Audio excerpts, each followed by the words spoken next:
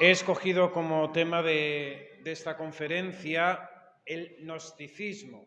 Si recordáis, no sé en qué mes fue, que hablé sobre ciertos peligros en el ámbito tradicional, tomando una conferencia de un padre norteamericano. Hablábamos de que en el mundo tradicionalista se corría el peligro de caer en una cierta gnosis, en un cierto gnosticismo. Y es cierto, pero no es solamente algo que afecte al ámbito tradicional, sino al mundo moderno de hoy. Y es este el motivo que me lleva a haber elegido este tema y desgranarlo un poquito. El abandono de la fe, el desconocimiento de la doctrina cristiana, por otra parte también el decaimiento, la confusión, la profunda crisis en la que está pasando la Iglesia a nivel doctrinal, pues han hecho que muchas veces en diferentes ambientes, aspectos, situaciones, se dé nuevamente esto que es el gnosticismo, un fenómeno que en la antigüedad tuvo un furor, un número de seguidores muy grandes, que no solamente se circunscribe al cristianismo, sino que tiene unos orígenes más anteriores, pero con la difusión del cristianismo y la expansión de la fe católica, muchas veces se ha confundido como una herejía, vamos a decir, del cristianismo, pero es mucho más complejo. Recuerdo en la carrera de estudios teológicos haber hecho un trabajo acerca de este gnosticismo con un autor, era americano, sobre este tema, y realmente pues quedé muy sorprendido, ¿no?, de todo este sistema gnóstico, ¿no?, y cómo eso tiene hoy también repercusión o seguidores en la actualidad. En primer lugar, para aquellos que rechazan la fe. No podemos olvidar que vivimos en un mundo totalmente secularizado, donde ha habido una campaña, una propaganda en contra de la Iglesia Católica, donde muchos han abandonado la fe o simplemente no la han vivido, pero sienten un rechazo tremendo a cualquier verdad que sea propuesta por la Iglesia y, en cambio, estas personas no dejan de ser religiosas porque el hombre es religioso por esencia. Dios nos ha creado para entrar en relación con Dios. Y estas mismas personas que rechazan los dogmas de la fe católica, la moral católica, se van detrás de otros sistemas, de otros pensamientos que respondan a esas inquietudes que todo ser humano lleva en su interior, ¿no? Las preguntas fundamentales acerca de la existencia, de dónde vengo, a dónde voy, quién soy, para qué existo. El hombre necesita responderlas de una manera o de otra. Y en este mundo actual nuestro, nuestros contemporáneos, pues viven buscando. Y lo buscarán en el materialismo, lo buscarán en ciertos sistemas filosóficos, ¿no? Ahora parece también que hay un resurgir, ¿no?, del estoicismo, ¿no? Gente que se manifiesta estoica, ¿no?, como aquellos sistemas antiguos filosóficos de los romanos y de los griegos, ¿no? Bien, el hombre necesita buscar respuestas. Cuando rechaza, este rechazo que es manifiesto, que es como un odio, ¿no?, a lo que la fe católica enseña, pues se va detrás de otras realidades. Pensemos, por ejemplo, en todo el fenómeno New Age, ¿no?, esta mentalidad tan sincretista, espiritualista, pero que tiene tantos adeptos, ¿no?, incluso entre gente renombrada y famosas, ¿no?, en sus mil modalidades, ¿no?, porque no se puede decir que New Age sea una cosa concreta, una iglesia, vamos a decir, sino que tiene una modalidad muy grande en autores, en seguidores, en personas, en grupos, pero está ahí presente, ¿no?, en nuestro ambiente, en nuestra sociedad. Es muy curioso el rechazo que tienen a las verdades católicas y cómo comulgan con carros y caballos de cosas absurdas, ¿no?, pero se las creen. Aquí quizás hay también un pecado, y es el pecado de la obstinación a la verdad, ¿no?, ese pecado contra el Espíritu Santo que es la obstinación contra la verdad. No quiero ir, simplemente rechazo porque lo dice la Iglesia, ¿no? Esa Iglesia que es abusadora, esa Iglesia que es hipócrita, esa Iglesia que está llena de pecadores, etc. Yo no quiero saber nada de lo que enseñan y sigo otras historias, ¿no? Esta obstinación de la verdad puede ser culpable o no, ¿no? Depende de muchos factores, de muchas circunstancias, de 1000 condicionamientos. Pero, sin duda alguna, hay una obstinación contra la verdad, ¿no? No hay el deseo sincero de buscar la verdad. Hay otro grupo que también puede darse o puede seguir este gnosticismo, y es el de aquellos católicos, se confiesan católicos, pero desconocen la fe. Es una fe católica de tradición, de enseñanza desde niño, de costumbres, es lo que han vivido en sus familias, etc., pero sin fundamento, sin formación. No conocen las verdades de la fe, no conocen sus implicaciones, etc., ¿no? Simplemente, pues eso, es la costumbre de lo que toca hacer en cada momento porque se ha hecho así y así me lo han enseñado, ¿no? Aceptan ideas contrarias a la fe católica, y todo ello en una idea muy confusa acerca de Dios, acerca de la religión, acerca de Jesucristo, acerca de las verdades, ¿no? Se manifiesta una ignorancia grande en ellos. Pueden aceptar, por ejemplo, la teoría de la reencarnación, ¿no? Estoy seguro de que en nuestras misas, después de cuando terminan, nos ponemos a la puerta y preguntamos, ¿usted cree en la reencarnación? Y habrá gente, seguramente, que diga sí, ¿no? Incluso aceptan, pues eso, prácticas del budismo, el reiki, por ejemplo, ¿no? Esto se da mucho, por ejemplo, en el fenómeno del Camino de Santiago, ¿no? Que en estos últimos años ha tenido un crecimiento pues, muy considerable de gente que está en búsqueda, ¿no? Que se confiesa religiosa, está en búsqueda, pero es todo bastante etéreo, bastante confuso. Bien. Habría también en el ambiente tradicional, creo que, dos fenómenos importantes, ¿no? Por una parte, aquellos que quieren ir más allá de donde la fe nos permite. Buscan revelaciones, mensajes, profecías que le den seguridades a sus propias preguntas o inquietudes, ¿no? Estas personas, mediante esas revelaciones, mensajes, videntes, profecías, etcétera, se creen poseedores de un conocimiento especial y privilegiado. El pecado en este caso sería la curiosidad malsana, ¿no?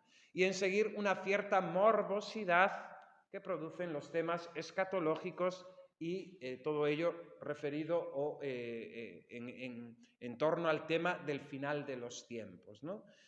Todo esto crea pues, una cierta morbosidad, de curiosidad, que puede ser muy peligrosa, ¿no?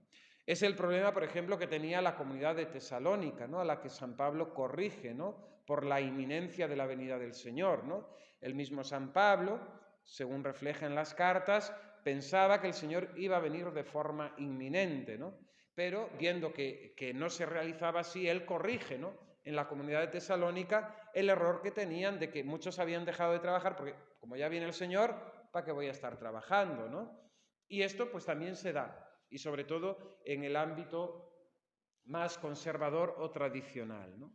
Hay otro grupo también dentro de nuestro ámbito conservador, tradicional, que son más racionales, ¿no? Estudian, buscan, se informan, leen autores de peso, pero su vida cristiana queda en eso, simplemente en conocimiento, en teorías, en principios, pero realmente su vida cristiana está muy floja, muy débil, muy decayente. No hay vida de oración, no hay vida de caridad, ¿no? Es una fe meramente intelectualista, ¿no? Siguen la fe cristiana como podrían seguir otro tipo de conocimiento, de filosofía, ¿no? El pecado de esto sería un deseo desordenado de saber, ¿no? De saber, pero que en definitiva no sirve, ¿no? Porque, como hemos dicho en la oración al Espíritu Santo, ¿no? Que conociendo las cosas rectas, las pongamos en práctica, ¿no? La misma oración colecta de hoy decía algo así como que amando al Señor y cumpliendo sus mandamientos consigamos el premio de la vida eterna. Bien, tenemos un ejemplo de un santo que fue gnóstico en su vida, pero que se dio cuenta del error que eso implicaba. Es un santo que ahora, desde la elección del Papa León XIV, pues está de moda, porque el Papa León es agustino, pues se ha puesto de moda de nuevo San Agustín, que nunca ha pasado de moda, ¿no? Y San Agustín fue gnóstico, fue maniqueo, ¿no? En San Agustín vemos ese don de Dios, de búsqueda de la verdad, ese ansia, ¿no? de conocer, de saber, ¿no? Una persona dotada de una inteligencia prodigiosa que desde su más tierna infancia manifiesta dotes para el estudio para la enseñanza, para el conocimiento.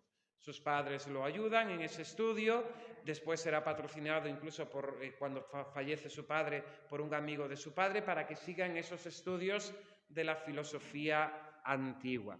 Y con tan solo 19 años cae bajo la secta del gnosticismo. Con 19 años cae sobre el maniqueísmo, ¿no? Él y su amigo tan nombrado Honorato. Santa Mónica no lo quiere en casa y se tiene que hospedar en casa de un amigo romaniano que se llama, que será el que le pague después los estudios para poder abrir una escuela de elocuencia.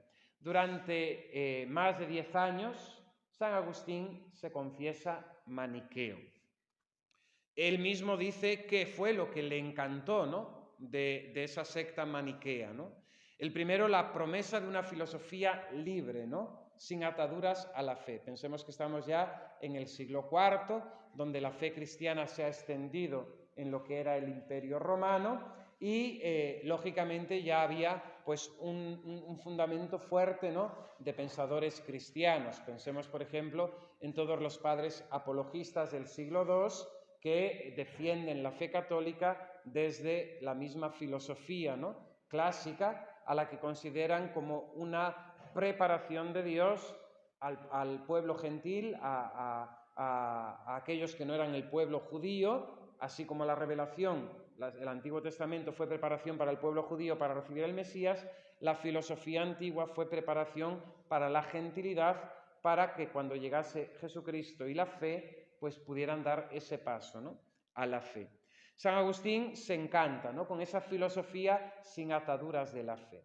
Y este es un prejuicio que existe todavía hoy, ¿no?, y que está muy marcado, ¿no?, por todas esas, vamos a decir, leyendas negras, por todo ese anticlericalismo que se ha cultivado durante décadas y, por no decir ya siglos, y lógicamente pues hay ese rechazo a la fe como una atadura a la ciencia, ¿no?, esa vamos a decir, contraposición entre ciencia y fe, ¿no?, que lógicamente es totalmente absurda, ¿no?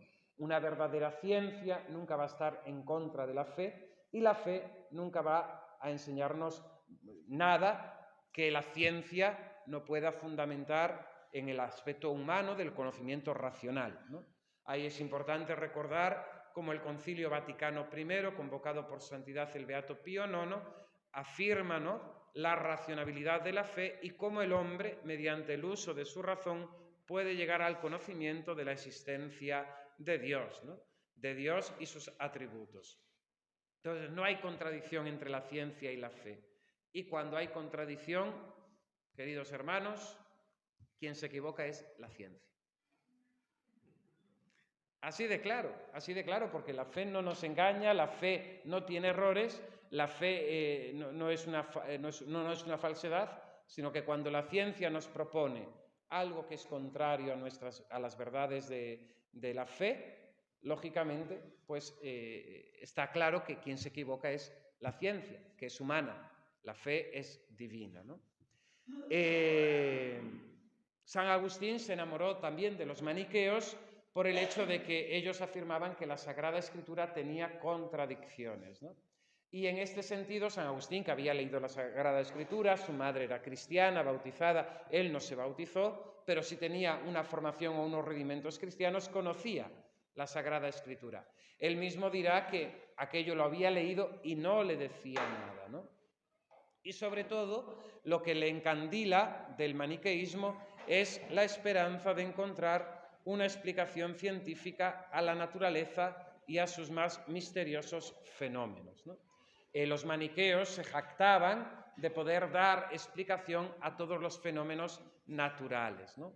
Y ya sabemos cómo en la antigüedad había pues explicaciones mitológicas, mágicas, de lo que acontecía en la naturaleza porque sobrepasaba, pero también había todo vamos a decir, un bagaje, ¿no?, de gente, filósofos, gente científica de la antigüedad que ya eran capaces, ¿no?, de haber estudiado el universo, ¿no?, con una perfección que nosotros, pues ahora mismo que tenemos tanta técnica, pues es sorprendente, ¿no? Bien. Una vez conquistado por esta secta, San Agustín se leyó todos sus libros, adoptó sus ideas, defendió todas sus opiniones, ¿no? Se hizo realmente fanático del maniqueísmo, ¿no? Incluso hizo proselitismo, ¿no? Es decir, quiso convencer a sus amigos, ¿no?, de que se hicieran como él maniqueo, ¿no? Ahí está Alipio y Romaniano, ¿no? Pero, lógicamente, San Agustín va madurando, la vida, los golpes, la edad, te va enseñando, ¿no? Y después de esos 10 años, aquel sistema cae en crisis, ¿no? Dice que cuando se encontraba con ellos, ¿no?, con los maestros, los iluminados, ¿no?, de la secta, le pedía que le diesen explicaciones y decían un poco lo de los testigos de Jehová, ¿no?, que cuando lo sacan de esos 4 principios ya no saben responder más, ¿no? Y decían, no, espera a Fausto, ¿no?, que era el gran santón, ¿no?, él te lo explicará todo. Pues va a haber el encuentro con Fausto. Lo cuenta San Agustín en el capítulo 3 del libro 4 de las Confesiones. Un libro que, si no habéis leído, os recomiendo a todos leer, porque es un libro que nos vemos todos identificados y es hermosísimo, ¿no? Porque es, pues eso, la transpiración del alma interior, del espíritu de San Agustín, ¿no?, en su propia vida, y ese reconocer la historia de Dios en la propia existencia, ¿no? Bien. Dice San Agustín, voy a hablar en presencia de mi Dios de aquel año 29 de mi edad. Recordamos que había caído en el maniqueísmo a los 19, 10 años después, 29. Ya había llegado a Cartago uno de los obispos maniqueos, por nombre Fausto, gran lazo del demonio, en el que caían muchos por el encanto seductor de su elocuencia, la cual, aunque también yo ensalzaba, la sabía, sin embargo, distinguir de la verdad de las cosas, que eran las que yo anhelaba saber. Ni me cuidaba tanto de la calidad del plato del lenguaje cuanto de las viandas de ciencia que en él me servía aquel tan renombrado Fausto, ¿no? Le habían prometido, ¿no?, que Fausto le explicaría, ¿no?, todas esas cosas que él quería saber. La fama me lo había presentado como un hombre doctísimo en toda clase de ciencias, sumamente instruido en las artes liberales. Y como yo había leído muchas cosas de los filósofos y las conservaba en la memoria, me puse a comparar algunas de estas con las largas fábulas del maniqueísmo, pareciéndome más probables las dichas por aquellos que llegaron a conocer las cosas del mundo, aunque no dieron con su creador, ¿no? San Agustín se da cuenta de que realmente los filósofos antiguos habían llegado a un conocimiento de las cosas, aunque no habían conocido al autor de esas cosas, ¿no?, que es Dios, pero que realmente ya descartaba, ¿no?, toda esa palabrería, toda esa fábula, toda esa ciencia vana que explicaban los maniqueos. No serás hallado tú, Señor, por los soberbios, aunque con curiosa pericia cuenten las estrellas del cielo, las arenas del mar, y midan las regiones del cielo e investiguen el curso de los astros. Porque con solo el entendimiento e ingenio que tú les diste han investigado estas cosas y han descubierto muchas de ellas y han predicho con muchos años de anticipación los eclipses del sol, de la luna en el día y hora en que han de suceder y la parte que se ha de ocultar, sin que les falte nunca el cálculo, sucediendo siempre tal y como lo tienen anunciado, ¿no? Esta gente filósofa que era capaz, ¿no?, de estudiar la naturaleza por ese don que Dios nos ha dado de la razón, pero que no llegaban a la fe, ¿no?, que no llegaban al conocimiento de Dios. Una ciencia mundana sin Dios, ¿no? Los ignorantes se admiran de esto y quedan pasmados de tales cosas, y los que las saben se glorían de ello y se desvanecen, y con impía soberbia se apartan de tu luz y desfallecen.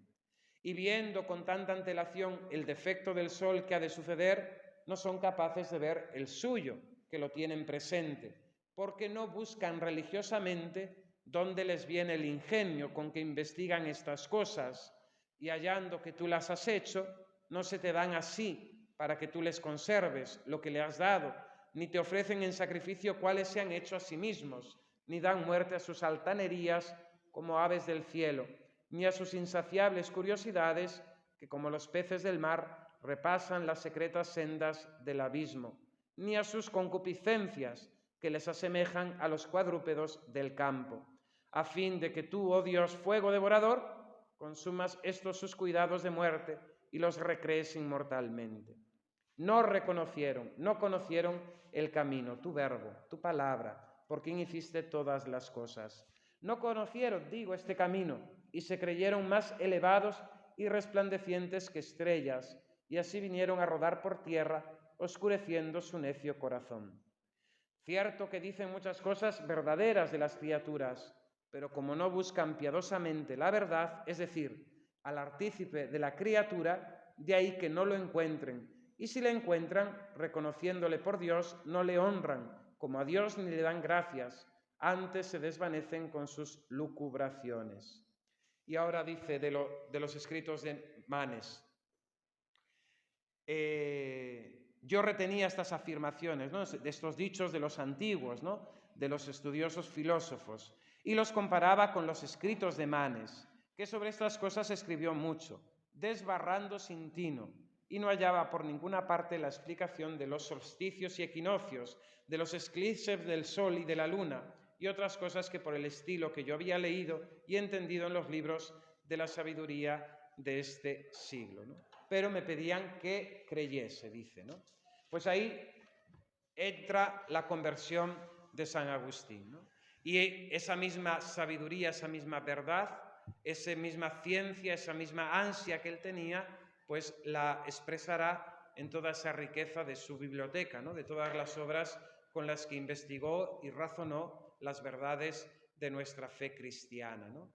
Aquel episodio, ¿no?, cuando en aquella terraza, ¿no?, oye aquella voz del niño, toma y lee, ¿no?, y tomando la Sagrada Escritura se le caen las escamas de los ojos, ¿no?, simbólicamente, ¿no?, se le abre el entendimiento y después de haber ese proceso de conversión, que no fue de la noche a la mañana, ¿no?, sabemos que después va con el encargo, ¿no?, con el oficio de orador civil a Milán. Allí entra en contacto con San Ambrosio, ¿no?, que era como el gran competidor, ¿no?, el obispo cristiano, con una elocuencia maravillosa también, San Ambrosio, ¿no?, y aquellos cánticos, dice San Agustín, ¿no?, y aquellas palabras de Ambrosio van cayendo, ¿no?, como gota a gota en su alma y dará finalmente a ese proceso de conversión y de petición del bautismo.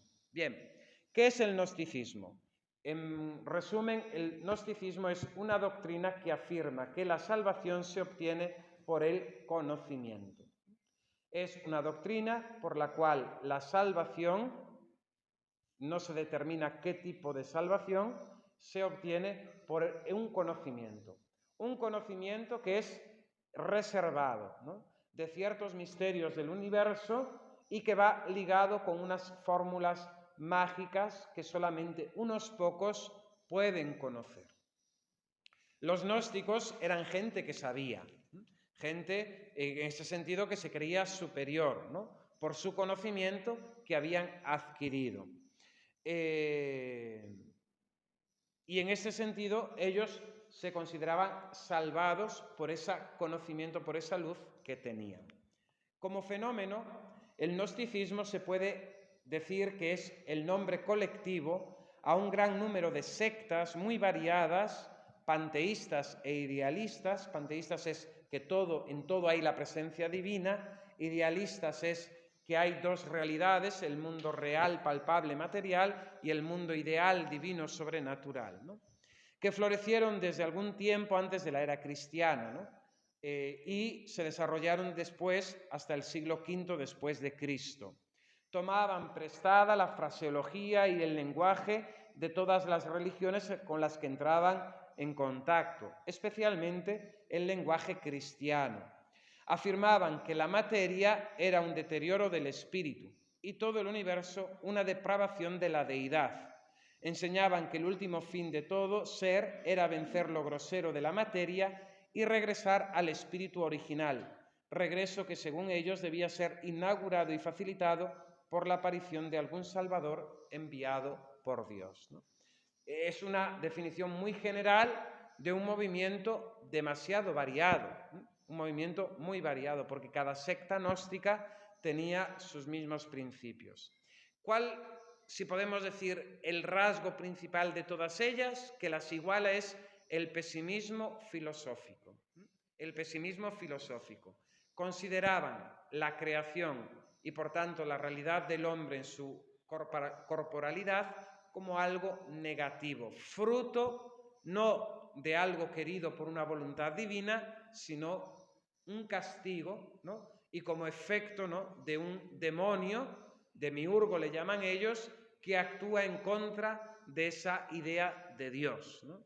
Entonces, ese pesimismo filosófico que marca la existencia del ser humano, por el que mediante el conocimiento uno se ve liberado de esa corporidad, de esa materialidad negativa y es elevado a una espiritualidad, ¿no?, un poco, vamos a decir,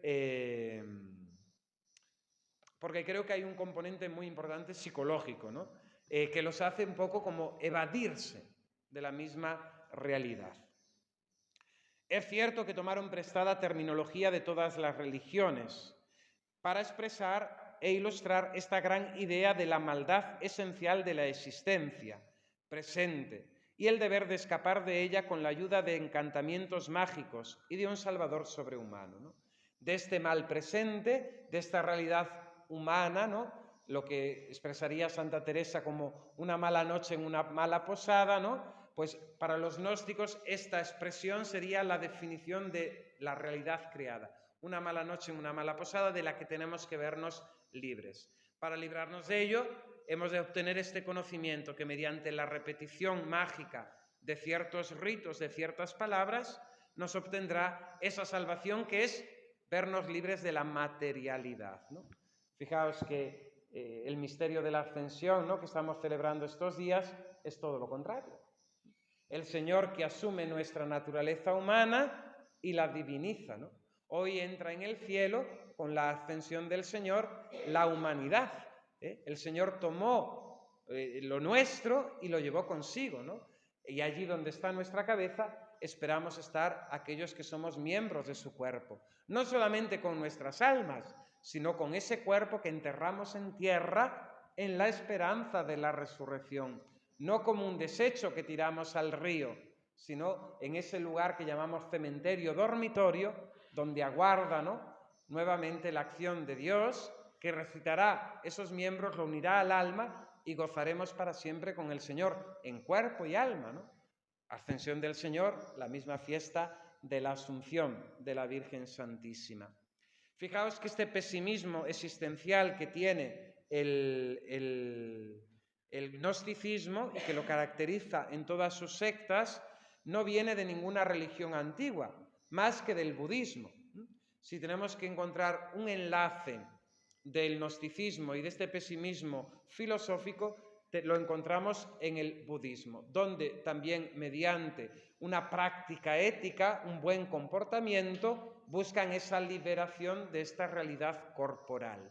En cambio, el gnosticismo no tiene este componente ético. De hecho, en las diferentes sectas habrá comportamientos éticos incluso contradictorios, desde, vamos a decir, un libertinaje total a una, vamos a decir, austeridad y una estoicidad terrible, ¿no? Porque se darán estas contradicciones, ¿no? El gnosticismo es siempre un falso conocimiento, una falsa ciencia pseudo-intelectual, ¿no?, y confía en este conocimiento mágico que salva.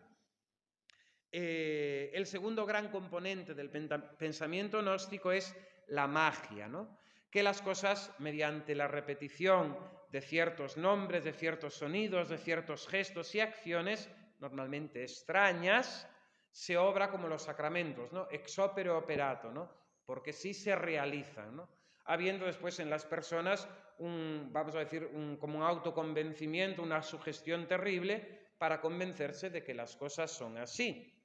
Esto se da también hoy en ciertos fenómenos eclesiásticos, ¿no?, en ciertos movimientos, en ciertas realidades, donde, mediante repetición de sonidos, de nombres, de gestos y de acciones, pues se creen, ¿no?, incluso pues, que se les ha curado un cáncer o cosas similares, ¿no? Es algo terrible, pero que falta de realismo, ¿no? y de sentido común, que es lo que la fe nos aporta, ¿no? La fe cristiana nos aporta una racionalidad a las cosas tremenda, ¿no? Tremenda. Bien.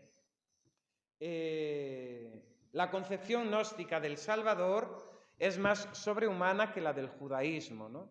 De hecho, ellos rechazarán que Dios se haya hecho hombre, ¿no? No lo concebirán. Y de hecho, las diferentes formas de sectas gnósticas cristianas serán herejes porque rechazarán la realidad de la encarnación, de que Dios haya tomado nuestra carne, ¿no? Y la haya asumido todo ello, ¿no?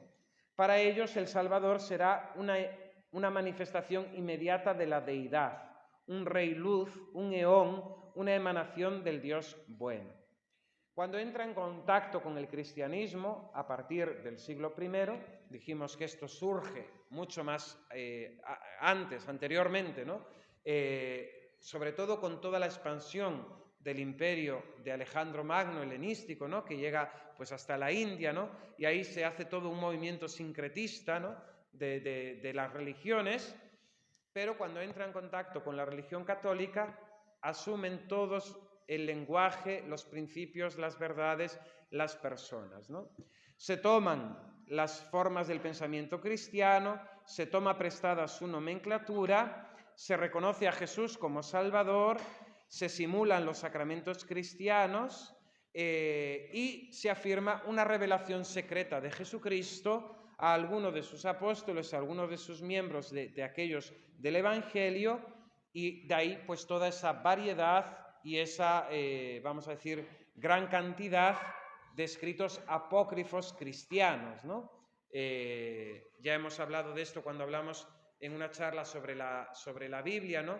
De que hay muchos libros, literatura cristiana, pero que es apócrifa de contenido gnóstico, ¿no? El Evangelio de Tomás, la revelación de los 12 apóstoles, libros que llevan como título algún autor, vamos a decir, importante, o un personaje importante de los evangelios, pero que están falsificados, ¿no? Para dar origen a esta revelación secreta de Cristo, ¿no?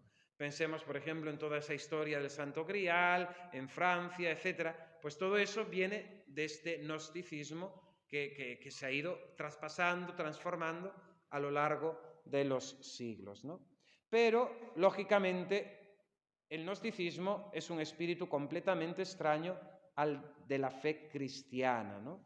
Para los incautos parece como un refinamiento, una modificación de esta fe cristiana, pero realmente es un error, una falsa doctrina que con el mismo lenguaje pues lleva pues, a andar extraviados, ¿no? Bien, características y doctrina del gnosticismo cristiano.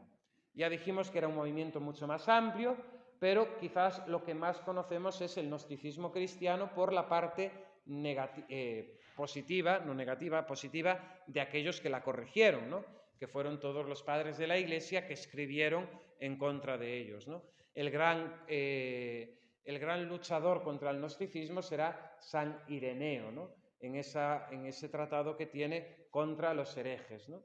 Ahí pues da el pensamiento, lo corrige también de estas sectas gnósticas que había en su tiempo. Bien, algunas características del gnosticismo. Su carácter iniciático, ¿no?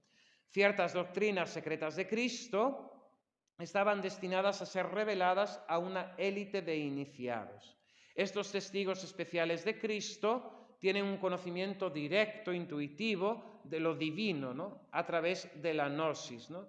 Incluso a veces pues llegan a practicar pues eso, cosas extrañas, ¿no? Como los profetas con los que combate Elías, ¿no? Que se rasgaban, se hacían sangrar, ¿no? Para que se manifestase, ¿no? Su Dios.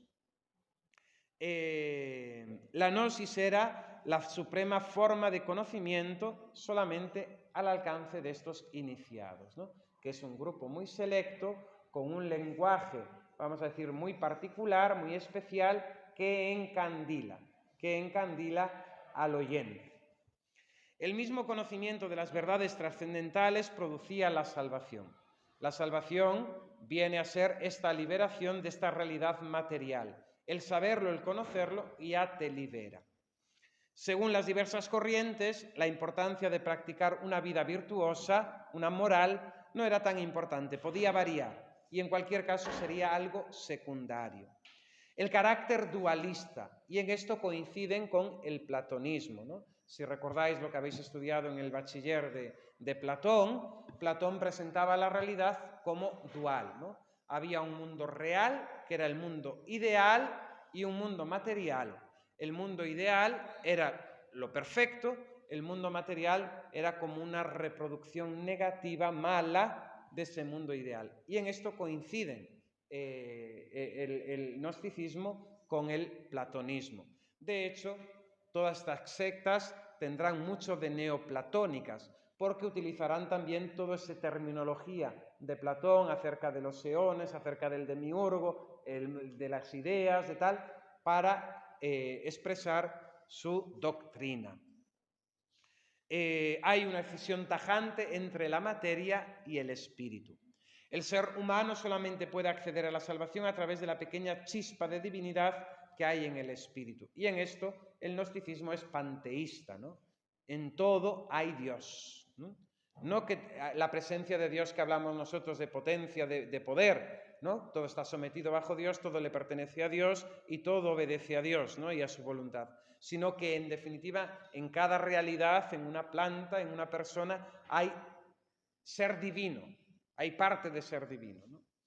Solo a través de la conciencia del propio espíritu, de su carácter divino y de su acceso introspectivo a las verdades trascendentales sobre su propia naturaleza, podía éste librarse y salvarse, ¿no? En este sentido, pues pongo aquí que hay un carácter psicológico muy importante, ¿no? El trato con las personas, el conocimiento de unos y de otros, nos da como hay ciertas personas con una cierta psicología que tienden a todo esto de una forma más fácil que otras, ¿no? Que son más racionales o donde impera más el sentido común. Acerca de Jesucristo, las sectas gnósticas llamadas cristianas rechazan la idea de la encarnación, como he dicho. Jesucristo, es imposible que Jesucristo pueda ser Dios y al mismo tiempo hombre, porque hay esa realidad dualista totalmente contraria y contradictoria, ¿no? Y antagónica. Lo espiritual, lo divino, no puede mezclarse con lo material, con la realidad corporal. Y así tendremos las diferentes herejías acerca de Jesucristo. Jesucristo es Dios y toma un cuerpo aparente, ¿no? Que es la herejía del docetismo, ¿no? Jesucristo muere en la cruz, pero muere aparentemente, realmente toma esa naturaleza humana y lo que muere ahí es algo negativo, pero él no muere, ¿no? Está haciendo como un teatro, ¿no? Sufre aparentemente, pero no en realidad, ¿no? Es algo bastante chocante, ¿no? Después estarán los adopcionistas, que afirmarán, por ejemplo, que Jesucristo era un hombre común y en un momento la divinidad lo adopcionó. Y sería, por ejemplo, en el momento del bautismo, ¿no? Cuando hay esa manifestación del Padre y del Espíritu, adopta a ese ser humano, lo posesiona, ¿no? Como si fuera una posesión diabólica, pero no hay mezcla. La divinidad utiliza a ese hombre Jesucristo como una marioneta. Bien, otras doctrinas afirman que la verdadera misión de Jesucristo, un hombre común, esto está también muy en moda hoy en esas cristologías bajas de muchos herejes, su misión era simplemente darnos un conocimiento, ¿no? Hacernos una revelación, pero en definitiva no afirman la divinidad de Cristo, ¿no? Y rechazan que Él sea Dios. Bien, acerca de la divinidad, ellos afirmaban este panteísmo, ¿no? Todo era divino, pero al mismo tiempo todo era divino, pero veían en la realidad material por el dualismo todo negativo, ¿no? Como algo pesimista y como algo rechazable, ¿no? Ellos acusan a un demiurgo, ¿no? Que es como un ángel rebelde a Dios, ellos le llaman eones, que había creado la realidad material como revancha, ¿no? Contra Dios nuestro Señor. Todo lo contrario a la teología de la creación, que es elevadísima, ¿no? De nuestra fe cristiana, ¿no? un Dios que en su benevolencia, sin necesidad, crea todo de la nada y lo crea bueno, ¿no? Nos dice la Sagrada Escritura. Acerca del comportamiento ético de la persona, el gnosticismo, como ya he dicho, tenía muchas variedades, ¿no? Desde aquellos que prohibían el casamiento y la reproducción, es decir, tener hijos, porque era reproducir la materia y era algo malo, ¿no? A aquellos que tenían un comportamiento totalmente licencioso, ¿no? Moralmente en la sexualidad, ¿no? Como por ejemplo después se dará en el protestantismo, ¿no? Con ese principio de Lutero, ¿no? Cree fuerte, peca más fuerte todavía, ¿no? Porque realmente la salvación te viene por la fe. El luteranismo, el Lutero no deja de ser nuevamente un gnóstico, ¿no? Porque la fe sin obras no salva, dice el apóstol Santiago. Pero como esa página no nos gusta de la Sagrada Escritura, la arrancamos, ¿no? La arrancamos. Bien. El iniciado debe entrar dentro de la secta y ser guiado por los maestros, ¿no? Que son los que saben, ¿no? Mediante diferentes procesos, mediante la recepción de esa imitación de sacramentos cristianos, va iniciándose en un proceso de purificación y de conocimiento que le va salvando, ¿no? Bien. Después es todo muy interesante, todo el tema de la establecimiento de una jerarquía celeste, espiritual, angelical, ¿no? También hoy muy de moda. Si abrís las redes sociales, rápidamente saltan cosas de ángeles, de misterios, de nombres revelados de ángeles, etcétera, el ángel para no sé qué, el ángel para no sé cuánto, el ángel para no sé qué, pero es todo, utiliza la misma palabra que nosotros los católicos, pero es todo gnosticismo, ¿no? De una cosa muy extraña, ¿no? Aparentemente espiritual, que es el engaño que tiene el gnosticismo. Aparentemente se presenta como espiritual, pero realmente es una pseudo espiritualidad, una pseudo religión, una pseudo ciencia.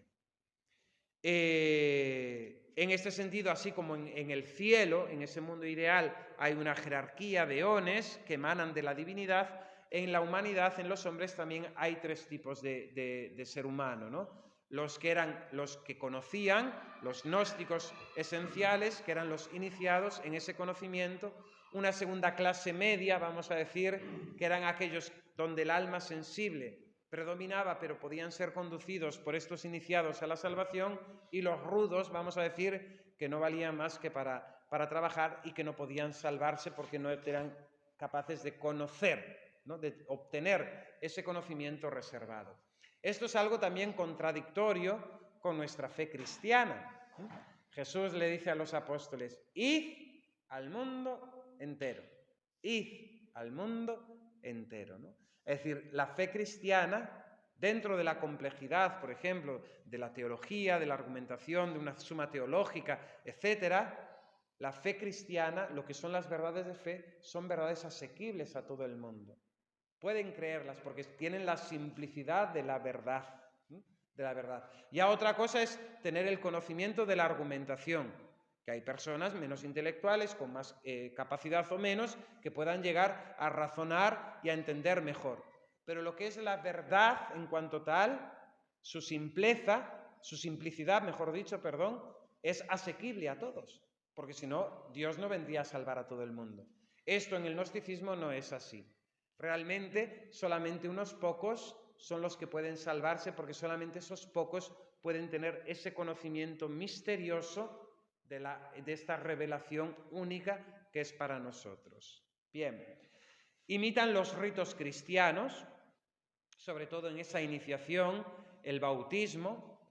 Todas las sectas gnósticas tienen ese bautismo, incluso en algunas de ellas se hacía diariamente, ¿no? Repitiendo e imitando ciertas prácticas de la fe cristiana para purificarse y adentrarse en ese mundo espiritual de conocimiento, de misticismo, ¿no? También tienen la misma confirmación, celebraban algo parecido a la Santa Misa, ¿no? Quizás con la partición del pan solamente, porque muchas de ellas se declaraban antialcohol, ¿no? Abstemios, y no tomaban alcohol, por tanto, solamente hacían el tema de la partición del pan, ¿no? Pero utilizaban, ya digo, el lenguaje cristiano, pero el contenido era totalmente distinto, ¿no? Y sobre todo, en muchas de estas sectas hay toda una, vamos a decir, un ritual de pronunciación de palabras, vocales mágicas, que repetidas de una forma que se les enseñaba, tenían ese poder de producir, ¿no?, esos efectos que ellos buscaban de salvación. Como anécdota y para que nos suene, ¿no?, algunos de los herejes principales gnósticos contra la fe cristiana: Valentín, Saturnino, Basílides, Bardésanes, Ofías, Simón el Mago y Cerinto. Son algunos de estos, ¿no?, donde expresan de diferentes formas herejías contra la fe cristiana, ¿no? Una muy importante también será la de Marción, ¿no?, que hablará de que la fe del Antiguo Testamento, el Dios del Antiguo Testamento, es ese demiurgo, ¿no?, y que Jesucristo es el Dios del Nuevo Testamento distinto, ¿no? Esto incluso a veces en alguna homilía se escucha, ¿no? El Dios del Antiguo Testamento, el Dios guerrero, no es el Dios de Jesucristo, de la misericordia, de la compasión, ¿no?, entrando en esa, vamos a decir, en esa contraposición de los dos testamentos, ¿no?, cosa que va en contra de nuestra fe cristiana. El mismo Dios que habló en el Antiguo Testamento es el mismo Dios que habla en el Nuevo Testamento. No hay contradicción en la revelación, sino que hay esa graduación, esa pedagogía divina que se adapta a las circunstancias de su pueblo y va educando a su pueblo hasta llegar a la perfección de la revelación en Cristo nuestro Señor. En la misma Sagrada Escritura encontramos la condena y el rechazo a la herejía gnóstica.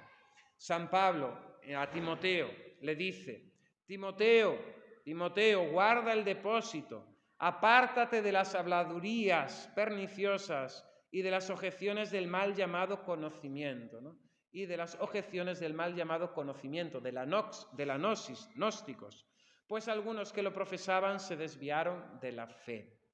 En la carta a Tito dice San Pablo: evita disquisiciones estúpidas, genealogías polémicas, disputas sobre la ley, ya que son inútiles y vanas.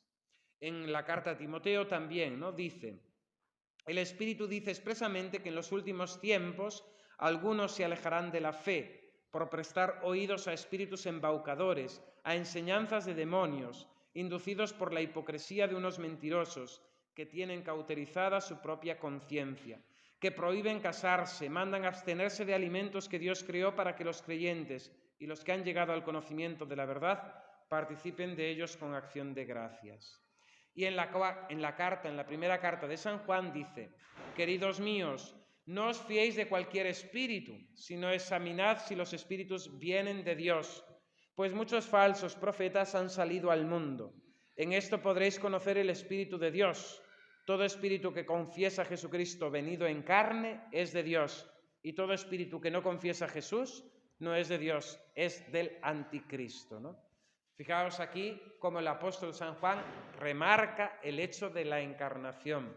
Sabéis que en el Evangelio de San Juan, en el prólogo, él utiliza esa palabra sarx, carne, para expresar el hecho de la encarnación, la carne que se comía, para marcar el realismo del hecho de la encarnación. No solamente tomó cuerpo, el soma que se diría en griego, ¿no?, sino que él utiliza esa palabra del lenguaje común sars, de la carne que se compraba para comer, para expresar el realismo de que Dios había tomado nuestra naturaleza humana, de verdad, no por apariencia, no de similitud, no simplemente por aparentar, sino con todas sus consecuencias, ¿no? Bien. Después los mismos concilios de la Iglesia, Nicea, Constantinopla, Éfeso, Calcedonia, condenarán las herejías de estos gnósticos, ¿no?, porque tendrán mucha relación con las herejías cristológicas, ¿no?, afirmando Jesucristo verdadero Dios y verdadero hombre. De ahí, por ejemplo, pues también toda la herejía de Nestorio, ¿no?, de afirmar que Jesucristo, la Virgen Santísima, es madre del hombre Jesús, pero no de Dios, ¿no? Es la Cristozocos, pero no la Theotokos, ¿no? Y el concilio afirmará, ¿no?, esa divinidad de Jesucristo con su humanidad, y que María Santísima es Madre de Dios, no en cuanto que le da la naturaleza divina, sino que es Madre en cuanto a la naturaleza humana, ¿no? San Justino Mártir, siglo II, será un gran escritor contra los gnósticos. Después San Ireneo, ¿no?, en la obra contra los herejes, Adversus Hereses, que condenará los valentinianos y los gnósticos barbelos, que se llaman. San Clemente de Alejandría, el mismo Orígenes, Tertuliano, ¿no? Tertuliano será también un gran luchador, ¿no?, contra las herejías de su siglo, ¿no? Tiene muchas obras, entre ellas De Prescriptione Hereticorum, Adversus Marcionem, un Adversus Valentinianos, Scorpiace, De Carne Christi, De Resurrectione Carnis y Adversus Praxeam.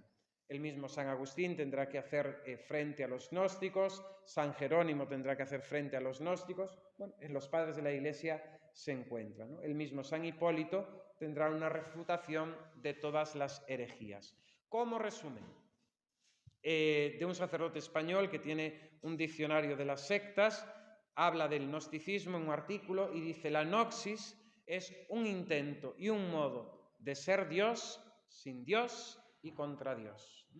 En definitiva, dice el padre Manuel Guerra, que el gnosticismo no deja de ser la reproducción constante de aquella primera tentación del paraíso a nuestros primeros padres, cuando la serpiente les indujo, ¿no?, a querer ser dioses, pero sin Dios y contra Dios. La fe cristiana es llegar a ser Dios, con Dios y para Dios, ¿no?, porque nos diviniza, nos sobrenaturaliza, nos eleva, se nos da como prenda y como premio la vida eterna y el gozar de Dios para siempre. Y termino con algo muy interesante que yo no había visto hasta ayer, y es el tema de un nuevo gnosticismo del que se acusa a los católicos que creen en los dogmas, en las verdades de nuestra fe, que afirman la moral de la Iglesia. Algunos católicos, esto es un artículo sacado en la página de Catholic Think, la cosa católica, ¿no?, el tema católico, Gnosticismo Today, el gnosticismo hoy, y está traducida por Sandro Magister, ¿no? Se acusa a algunos católicos de neognosticismo porque supuestamente creen que se salvan porque adhieren a doctrinas inflexibles y sin vida y observan rigurosamente un código moral rígido y despiadado. Proclaman conocer la verdad y en consecuencia exigen que ésta sea afirmada y sobre todo obedecida. Estos católicos neognósticos, se sostiene, no están abiertos al nuevo movimiento del espíritu en la Iglesia contemporánea, un movimiento definido frecuentemente como el nuevo paradigma. Asombrosamente, porque yo no lo sabía, me quedé admirado de que esto está reflejado en esa exhortación apostólica del Papa Francisco, Gaudete Exaltate, donde da una definición exacta de lo que es el gnosticismo, pero lo refiere a los católicos que mantienen y profesan la fe católica. Dice: el gnosticismo supone una fe encerrada en el subjetivismo, donde solo interesa una determinada experiencia o una serie de razonamientos y conocimientos que supuestamente reconfortan e iluminan. Se podría entender como un gnosticismo actual, una cosa subjetiva que busca en la religión, en el conocimiento, en el pensamiento y en la vida, vamos a decir, en las prácticas espirituales, ese reconforte, ¿no?, esa satisfacción y esa iluminación para la propia vida.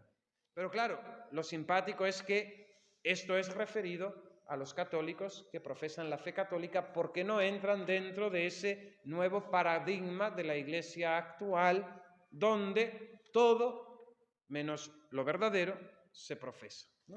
Bien.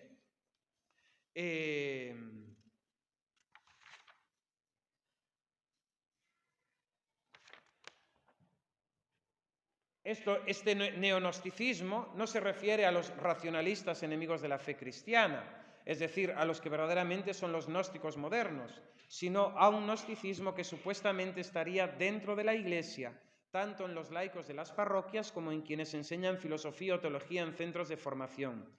Es decir, el supuesto gnosticismo de los defensores de una doctrina perfectamente comprensible de lógica fría, dadora de supuestas certezas, se refiere, por tanto, con los de gnósticos, no a los gnósticos anticristianos del mundo moderno, sino a los defensores católicos de una doctrina monolítica defendida por todos sin matices. Estas palabras son todas de la exhortación, carentes de dinámicas capaces de generar interrogantes, dudas, cuestionamientos, propia de un falso profeta. Se pretende, además, que el equilibrio intelectual de esta doctrina inequívoca y antipluralista es un equilibrio gnóstico, formal y supuestamente aséptico. Esta descalificación, que coincide con los tópicos antiintelectualistas, antiescolásticos y antitomistas del personalismo y de la nueva teología surgida en el modernismo en el siglo XX, concluye en una afirmación que cuadra muy bien con la tesis expresada en otro documento, el Amoris Laetitia, que se puede pecar y estar en gracia al mismo tiempo, que se puede pecar y no perder la inhabitación trinitaria, por más que la fe cerrada de los falsos profetas diga lo contrario. Me pareció muy curioso y ayer preparándolo lo encontré y me parecía interesante compartirlo. Así que si alguna vez nos acusan de gnósticos por profesar el credo que predicaron los apóstoles, pues no os asombréis.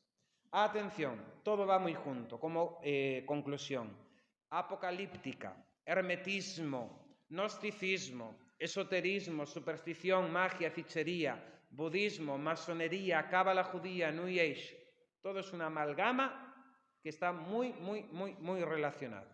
Por tanto, una y otra vez, lo que el apóstol San Pedro nos exhorta: dad razones de vuestra fe.